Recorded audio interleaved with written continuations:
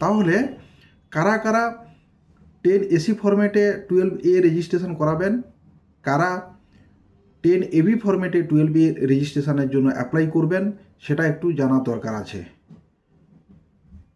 কাদের না, যাদের কোনো ফাইন্যান্সিয়াল ইয়ার এখনও ক্রস করেনি, নতুন এনজিও রেজিস্ট্রেশন করেছেন, সোসাইটি অ্যাক্টে করুন কি সেকশন 8 কোম্পানি অ্যাক্টে করুন কিংবা ইন্ডিয়ান ট্রাস্ট অ্যাক্টে করুন, যেই অ্যাক্টেই আপনি এনজিও খুলুন না কেন বা রেজিস্ট্রেশন করেন না কেন, যদি আপনার একেবারে নতুন রেজিস্ট্রেশন হয়েছে, মানে একটা ফাইন্যান্সিয়াল ইয়ার এখনও ক্রস করেনি, তাহলে আপনাকে কিন্তু 12A রেজিস্ট্রেশন করাতে হবে 10AC ফরম্যাটে।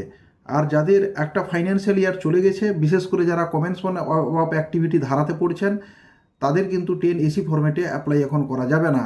এখন নিয়মকানুন একেবারেই চেঞ্জ হয়ে গেছে। আপনাকে করতে হবে 10AB ফরম্যাটে অ্যাপ্লাই করতে হবে।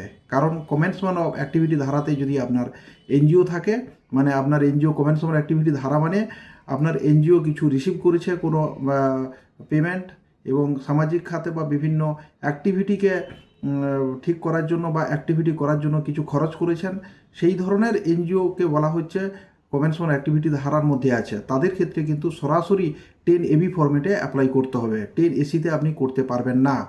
তো যদি দেখা যায় আপনি 10ACতে অ্যাপ্লাই করেছেন, কিন্তু আপনার এনজিওর যে বয়স 1 বছরের বা একটা ফাইন্যান্সিয়াল অলরেডি ক্রস করে গেছে, তাহলে কিন্তু আপনি 6 মাস পরে যখন 10ABতে পার্মানেন্ট রেজিস্ট্রেশনের জন্য অ্যাপ্লাই করবেন, তখন যে 12A রেজিস্ট্রেশনের জন্য হিয়ারিং নোটিশ আসে, যে নোটিশে ডকুমেন্ট ডিক্লারেশান এই ধরনের প্রায় 30 দফা, প্রায় 28, 29, 30 দফার document declaration income tax department থেকে হিয়ারিং নোটিশ আকারে ইস্যু হয়, সেখানে কিন্তু আপনাকে কোয়ারি দিয়ে দিবে, মানে কমপ্লায়েন্সের মধ্যে পড়ে যাবেন, যেখানে ওরা শোকজ নোটিশ ইস্যু করবে যে আপনার এনজিও অনেক পুরাতন বা অনেক আগে থেকে কাজ করছেন, তারপরেও কেন আপনি 10ACতে অ্যাপ্লাই করলেন, আপনি সরাসরি 10ABতে কেন অ্যাপ্লাই করলেন না।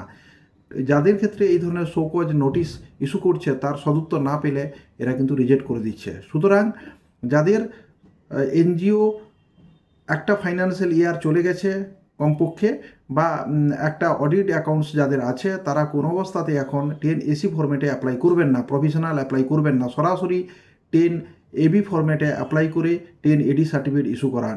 12A ছাড়া আপনার এনজিও কিন্তু ট্যাক্স এক্সামশন পাবে না, আপনার এনজিও কিন্তু ট্যাক্সেবল হয়ে যাবে।